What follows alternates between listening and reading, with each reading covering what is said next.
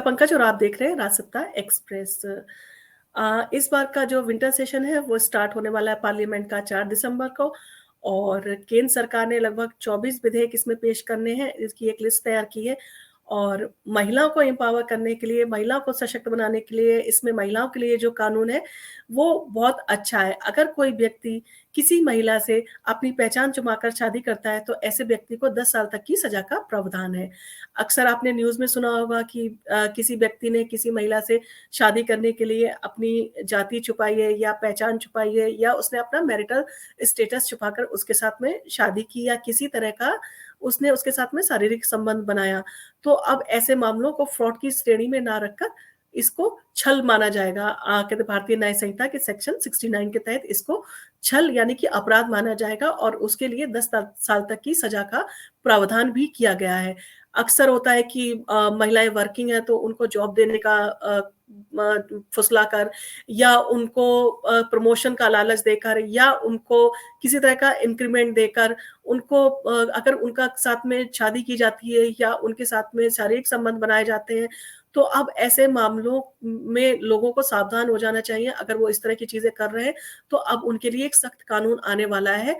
केंद्र सरकार ने इसके लिए एक ड्राफ्ट तैयार किया है और उस ड्राफ्ट को पार्लियामेंट में रखा जाएगा और दोनों सेशन से पास होने के बाद में ये एक कानून का रूप लेगा। क्योंकि कई बार क्या होता था कि कास्ट के नाम पे बहुत सारे मैटर ऐसे होते थे कि मान लीजिए अगर हिंदू और मुस्लिम पक्ष है तो एक समुदाय इसको लव जिहाद का नाम देता था, परंतु इन सारी चीजों के साथ में कॉम्प्लिकेशन पैदा होती थी, समाज में विद्रोह की स्थिति होती थी, लड़ाई झगड़े भी पैदा होते। तो ऐसी स्थिति पैदा ना हो और जो व्यक्ति अपराधी है उसको उसके अपराध की सजा मिले, तो इसके लिए केंद्र सरकार ने बहुत अच्छा पहल की है महिलाओं की स्थिति को मजबूत बनाने के लिए। और जो लंबे समय से महिलाओं के साथ में जो उत्पीड़न हो रहे थे या उनकी जो शिकायतें थी उस पर एक अच्छा सा सशक्त कानून हो ताकि उनको स्टेप लेने में आसानी हो, ताकि वो निडर होके अपने जो साथ उत्पीड़न हो रहा है उसकी शिकायत कर सकें।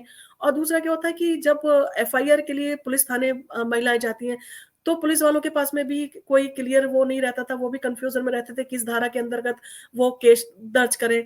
तो इन सारी चीजों से क्या होता था, कॉम्प्लिकेशंस पैदा होती थी, केस में डिले होता था और उसमें न्याय मिलने में भी बहुत लंबा समय लगता था।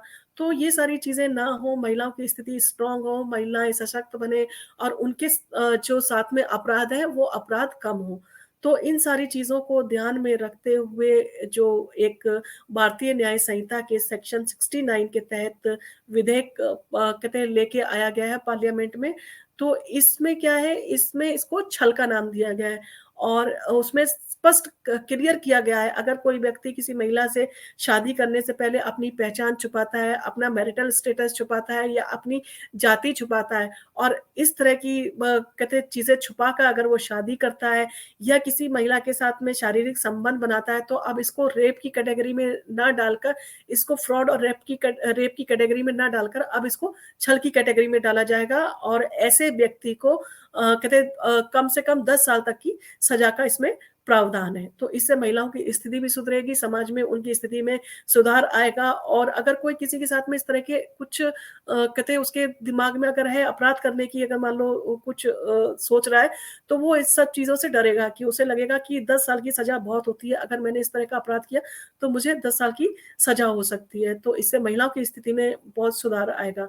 और कानूनों को हमेशा सख्ती होना चाहिए, जब तक कानून सख्त नहीं होगा तब तक महिलाओं की स्थिति में सुधार नहीं होगा। और दूसरा, महिलाओं को जब पता होगा कि उनके स्टेप लेने से उसको 10 साल तक की सजा भी हो सकती है, तो बहुत सारी चीजों में क्या होता है कि बहुत सारी चीजों में इसमें सुधार भी आएगा। महिलाएं भी अपने जो साथ में अपराध होते हैं, उत्पीड़न होते हैं, तो उनके खिलाफ आवाज नहीं उठा पाती है, तो उनमें भी हिम्मत आएगी, वो भी आवाज उठाएंगी और अपने लिए मजबूत बनेंगी।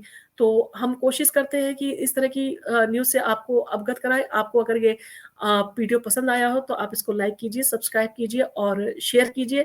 और अगर लीगल मैटर पे आप किसी तरह के मुद्दे पर अगर हमारे चाहते हैं कि हमारे एक्सपर्ट के साथ में डिस्कशन हो या टॉक विद एक्सपर्ट में हम किसी एक्सपर्ट को लेके आए जो कि आपके कानूनी मुद्दे पर बात करे या आपको कानूनी सलाह दे, तो आप हमें लिखिए।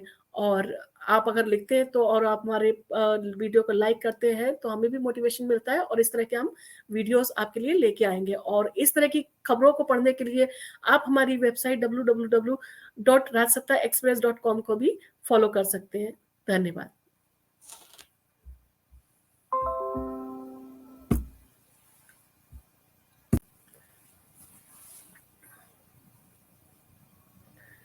नमस्कार, मैं हूँ अमिता पंकज और आप देख रहे हैं राजसत्ता एक्सप्रेस।